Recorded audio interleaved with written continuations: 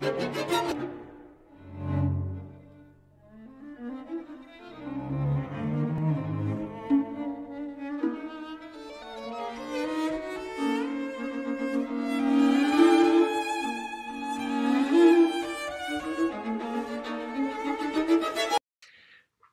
à tous.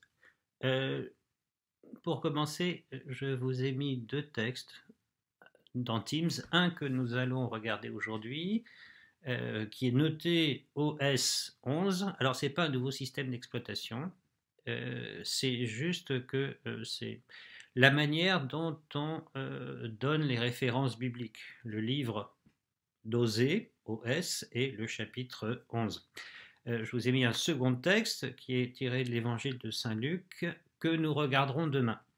Alors, je vous rappelle que le but du jeu, maintenant, c'est d'essayer d'explorer, alors trop rapidement, l'autre source philosophique occidentale, à savoir les Écritures. Avec la question, toujours la même, comment pouvoir penser l'altérité, comment pouvoir vivre d'une certaine manière dans un rapport avec ce qui est autre que moi, et ce qui est vraiment autre, pas simplement mon image renversée. Nous avons vu hier avec Sartre qu'il y avait au moins deux choses importantes. Première chose, bien ma foi, j'existe par autrui, c'est-à-dire que autrui est toujours déjà là avant que je ne m'avise ou que je ne puisse m'aviser qu'il existe quelque chose et quelqu'un. Donc il y a bien une antécédence d'autrui. Et deuxièmement, le problème de la liberté, il faut que nous le pensions et que surtout nous vivions, non pas comme des anges, mais comme des hommes. C'est-à-dire comme des êtres qui vivent avec d'autres. Et c'est bien là le problème de l'altérité. Alors, nous commençons donc avec ce parcours biblique très rapide, avec un texte donc du prophète Osée. Alors, histoire de mettre l'ambiance, ce texte on le date de -750, entre -750 et -700. Pour mémoire, Platon est né, enfin, on date la naissance de Platon de -430, -425. Donc il y a tout simplement une petite paille, à savoir au moins 3 siècles d'écart entre ce texte et la naissance de Platon. Donc, vous voyez, nous sommes dans une échelle historique assez croustillante, parce que là, 300 ans avant Platon, Israël a pu écrire un texte pareil. Vous comprenez maintenant pourquoi je râle et je récrimine quand on oblitère complètement cette tradition biblique. Bon, j'ai craché mon venin, ça va, c'est fini. Nous allons pouvoir passer aux choses sérieuses et donc essayer de comprendre ce texte. Alors, dans ce texte, il y a deux choses. Première chose que l'on voit dès le début du texte, oui, j'ai aimé Israël dès son enfance, et pour le faire sortir d'Égypte, j'ai appelé mon fils. Alors pour vous, ça doit être un peu curieux. L'arrière-plan, c'est quoi? C'est que Israël, le peuple d'Israël, se sent sauvé de l'esclavage égyptien. Les tribus étaient esclaves en Égypte et sont sortis d'Égypte, donc sont passés de l'esclavage à la liberté, et Israël attribue ce passage de l'esclavage à la liberté à l'action divine. Dans un deuxième temps, et c'est pour ça que c'est très important que nous nous arrêtions 2 minutes là-dessus, dans un deuxième temps, il y aura une seconde couche dans la réflexion. Nous sommes aux alentours de -900, -800 quand même. On n'est pas, c'est pas avant-hier, c'est très loin dans le passé. Donc deuxième couche de réflexion pour Israël, c'est de penser, alors ça c'est capital, c'est de penser qu'en réalité, ce qui est le fait de Dieu, c'est l'existence même d'Israël. Et donc, l'exode, enfin la sortie d'Égypte, le passage de l'esclavage à la liberté, dans un deuxième temps, va être compris non pas comme une espèce d'action magnifique de Dieu, qui, etc., etc. Là, on a au moins un superbe poème épique sur le sujet dans le livre de l'Exode, mais comprendre que l'existence même d'Israël est le fait de Dieu. Et donc, à partir de là, comprendre que Dieu est créateur. C'est ça la notion de création biblique. C'est que Dieu fait exister ce qui n'est pas, et ce qui n'est pas, c'est justement un peuple, et ce que Dieu fait exister en sauvant ce peuple, c'est le peuple lui-même. Donc, vous voyez, quand j'ai aimé Israël dès son enfance, là, nous sommes au début de la réflexion. La réflexion aboutira un siècle plus tard, à peu près, ou un siècle et demi plus tard, avec des textes du second, ce qu'on appelle le second Isaïe, à l'idée que Dieu a créé Israël. Que Dieu a créé Israël. Alors, pourquoi est-ce important de s'arrêter là? Eh bien, tout simplement parce que là, nous allons être confrontés à un vrai problème philosophique. Un vrai de vrai problème philosophique. Si je pose l'existence de Dieu, je suis contraint de la poser, si je veux être rigoureux, je suis contraint de la poser comme ce qui est complètement, absolument hors de toute saisie intellectuelle possible. On se souvient de saint Anselme. Dieu tel que plus grand ne puisse être pensé, plus grand que pensable. Dieu toujours plus grand. Donc ça, là, saint Anselme résume en fait toute la tradition biblique qu'on voit apparaître ici, à savoir que cette situation de reconnaître un Dieu et un Dieu unique, alors ça c'est encore plus compliqué, de reconnaître un Dieu et un Dieu unique, et de le reconnaître comme celui qui fait exister, ça va poser la distance maximale. Vous vous souvenez que nous avons vu que dans la tradition biblique, dans la tradition philosophique biblique, c'est Dieu qui est la jauge, la norme du désir. Ce n'est pas le désir de l'homme qui va vers, qui se tend vers, mais c'est Dieu qui est la norme du désir. Et l'homme, pour que l'homme désire de manière authentique, eh bien, il faut que ce désir de l'homme soit à la mesure du désir de Dieu. Et non pas que Dieu soit à la mesure du désir de l'homme. Ça, c'est complètement absurde. C'est en dehors, en tout cas, de toute la tradition biblique. Et bien là, nous sommes, nous sommes à la racine même de cette idée, à savoir que ce qui est, vous, moi, mais vous comme pas moi, eh bien, je ne peux le penser, je ne peux le vivre réellement qu'à une seule condition, c'est que la norme, la jauge qui me permette d'accéder à vous comme totalement autre, eh bien, cette norme, cette jauge, c'est Dieu lui-même, c'est-à-dire ce qui est parfaitement autre. Ce que je ne peux pas construire. Ce qui vient vers moi et non pas ce vers quoi je vais. Je répète, ce qui vient vers moi et non pas ce vers quoi je vais. Oui, j'ai aimé Israël dès son enfance et pour le faire sortir d'Égypte, j'ai appelé mon fils. Israël est le fruit de l'engendrement de Dieu. Donc c'est bien un Dieu qui vient vers l'homme et pas l'homme qui va vers Dieu.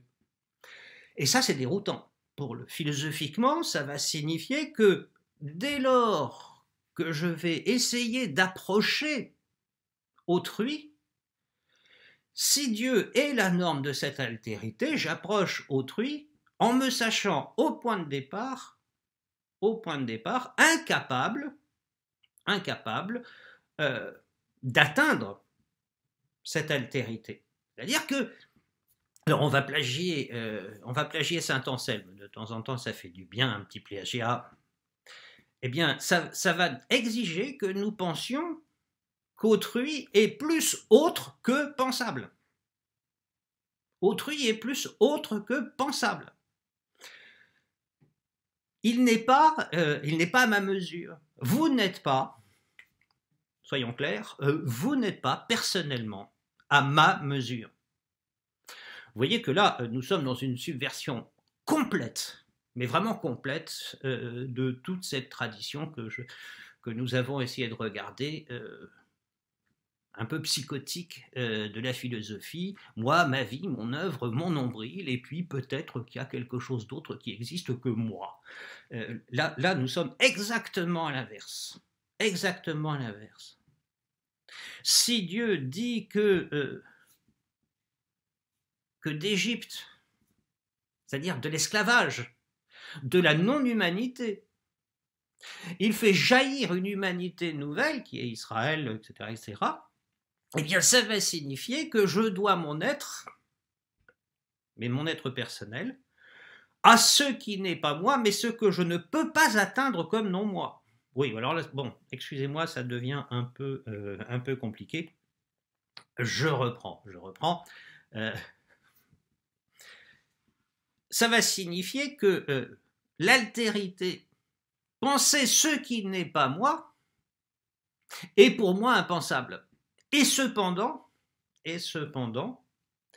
je suis contraint, parce qu'encore une fois, la jauge de l'intelligence humaine n'est pas l'intelligence humaine, mais l'intelligence divine, je suis contraint de penser l'autre chaque fois plus autre.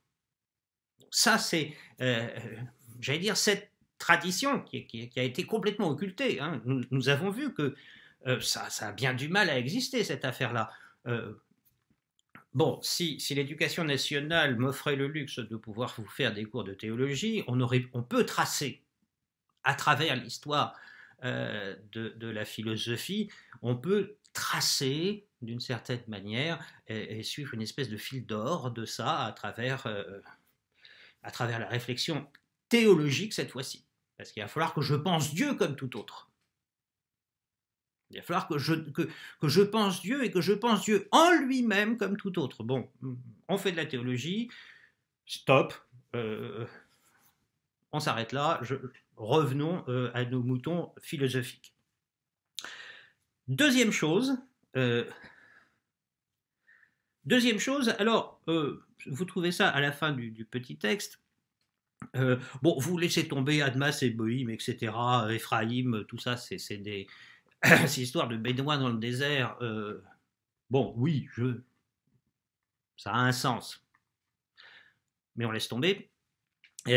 Ce qui va nous intéresser, c'est les derniers versets que je vous ai donnés, à savoir, car moi je suis Dieu et non pas homme, au milieu de vous, je suis le Dieu saint. Alors attention, problème d'interprétation encore une fois, vous trouverez, si vous vous renseignez à droite à gauche, que le Dieu de la Bible est un Dieu moral par rapport aux dieux grecs qui sont des dieux métaphysiques. Bon, ça c'est gentil, mais ça dit rien du tout. Pourquoi ? Parce que le Dieu biblique n'est pas plus moral que rien du tout. Il est au-delà de ce qui est moral. Donc de lui affubler l'épithète de Dieu moral, c'est ne rien dire. Donc on ne va pas le dire. Par contre, que signifie au milieu de vous, je suis le Dieu saint ? Si le Dieu d'Israël n'est pas un Dieu moral, ça veut dire que la sainteté ne relève absolument pas de la moralité. Voilà, ça c'est dit. Qu'est-ce que c'est que la sainteté ? dans l'écriture biblique, c'est tout simplement le fait d'être séparé. Dieu est saint parce qu'il est séparé. Et là, nous avons un deuxième problème philosophique, parce que cet autre, absolument autre, que je ne me laisse pas le droit d'atteindre, de saisir par mon intelligence, de capturer, on va dire, je ne peux pas, et je sais que je ne peux pas. Eh bien, le problème se dédouble parce que cet absolument autre, le texte nous dit qu'il est au milieu de nous. Alors là, ça devient redoutable. Ça devient redoutable. Pourquoi? Parce qu'il va falloir que nous fassions l'effort de penser l'altérité, donc autrui, donc chacun d'entre nous, que nous fassions l'effort de penser cette différence, mais cette différence incommensurable, que je ne peux pas jauger puisque la jauge c'est Dieu lui-même. Eh bien, il va falloir que nous pensions cette différence incommensurable dans une extrême proximité. Paradoxal, mais il faut tenir les deux bouts de la corde. Nous ne pouvons pas nous réfugier dans une espèce de comment dirais-je, oui, vous êtes, chacun d'entre vous, pour moi, vous êtes extrêmement lointain, je sais que je ne peux pas vous atteindre, que je ne peux pas, que je dois vous laisser, encore une fois, parce que la jauge c'est Dieu, que je dois vous laisser à votre liberté la plus intime, et que cette liberté la plus intime que vous êtes, je ne peux pas y avoir accès. Ça, très bien, c'est la première partie du texte, on va dire. Mais deuxième partie, et je suis au milieu de vous comme séparés, dit Dieu. Je suis au milieu de vous comme séparés. Donc au milieu, ça va vouloir dire que nous ne pouvons pas jamais faire abstraction les uns des autres. Encore une fois, la jauge étant Dieu, ce Dieu infiniment autre, se posant au milieu de nous, au milieu de l'humanité, eh bien, donne aux rapports humains cette qualité d'une altérité au-delà de toute altérité et en même temps de cette proximité au-delà de toute proximité. Ça devient extrêmement intéressant. C'est-à-dire que là, vous voyez, nous avons, avec cette notion de proximité, avec cette notion de vie commune, mais vie commune avec, il faudrait mettre des grandes majuscules, hein, vie commune en très très gros majuscules. Cette notion-là, ça va exiger de nous que nous réfléchissions toujours dans ce rapport de proximité. Vous voyez? C'est-à-dire que là, la vie commune est qualifiée. Elle a une qualité particulière. Et c'est cette qualité qui est proprement humaine. Nous ne vivons pas les uns avec les autres comme, je ne sais pas moi, des animaux, ceux qui vivent en troupeau, comme les vaches. Des vaches dans un même pré, elles vivent les unes avec les autres, oui. Je ne suis pas sûr que leur rapport mutuel ait une certaine qualité morale. Nous, oui. Nous, oui. Mais cette qualité morale, je vous ai dit que Dieu n'est pas un Dieu moral, que ça ne veut même rien dire. Pourquoi? Parce que cette qualité que l'on dit morale chez Dieu, en fait, c'est la qualité d'un Dieu qui fait être. Et donc, les rapports éthiques ne doivent pas être pensés, ne doivent plus être pensés comme des rapports entre des réalités existantes et qui essaient de de tricoter ensemble une vie commune. Mais il faut inverser complètement la manière de penser. Alors ça devient extrêmement compliqué. Là, on n'ira pas parce que ça, enfin, on pourrait y aller si vous voulez, mais je vous en colle encore pendant 2 ans de vidéos, puis après on pourra réfléchir à ça. Là, on ne peut pas. Donc, l'autre manière de penser, c'est de penser que c'est la vie éthique qui fait exister ses membres. C'est exactement ça que nous dit le texte. Hein.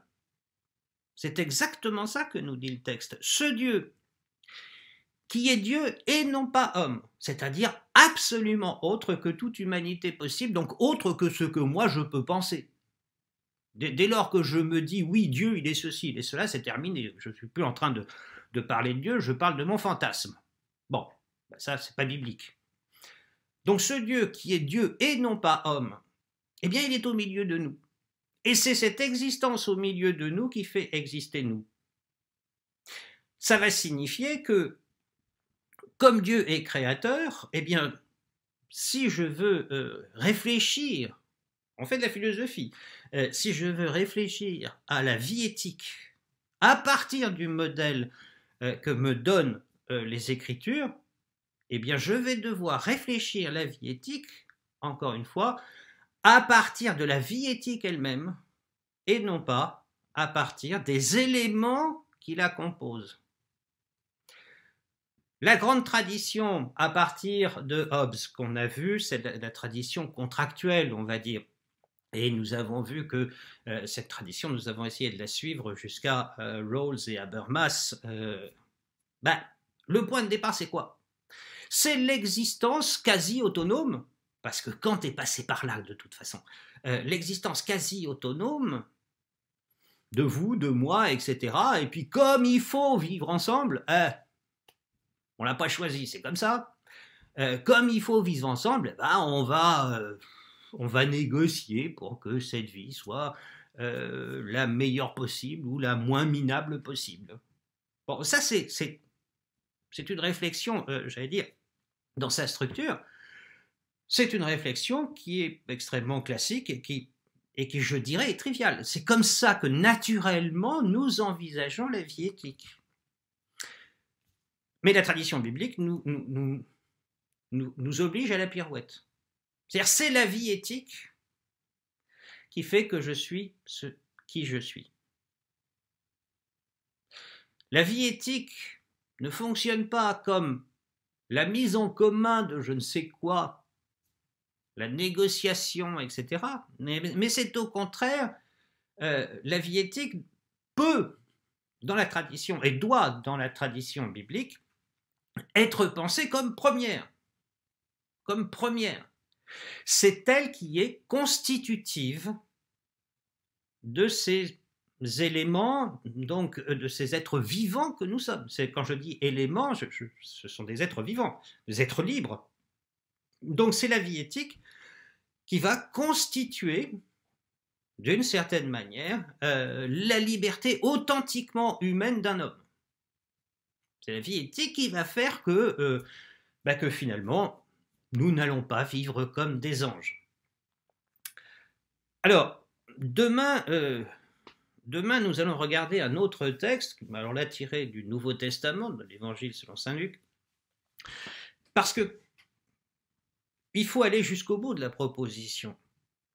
Il faut aller jusqu'au bout. Et la question qui nous reste là, c'est la question qui va traverser de manière douloureuse, parce qu'on ne sait pas comment faire. Quel rapport cette jauge divine introduit dans le face-à-face. Qu'est-ce qui fait que nous existons de manière qualitative les uns pour les autres? Ça, c'est un problème posé par le texte que nous venons de voir et dont nous allons essayer de comprendre la résolution demain avec ce qu'on appelle traditionnellement la parabole du bon samaritain. Voilà, donc à demain pour de nouvelles aventures dans un nouvel épisode au moins aussi croustillant que celui d'aujourd'hui.